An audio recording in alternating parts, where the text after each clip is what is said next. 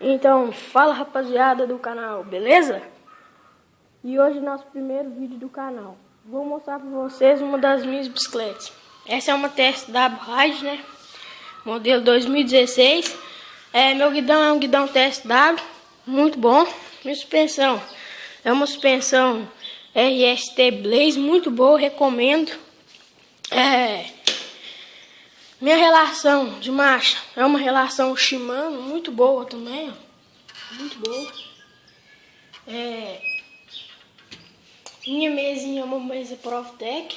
Meu canote é um guidão, meu canote é um canote leve, muito bom também. Meus freios são a disco, galera. Só que eles não são a óleo, são mecânica ainda.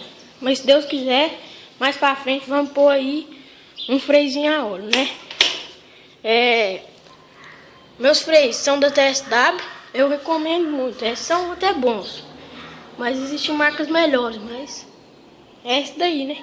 Então, ele é muito bom, recomendo para quem for pôr freio assim, mais barato.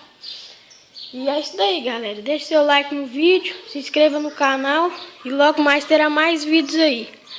Falou!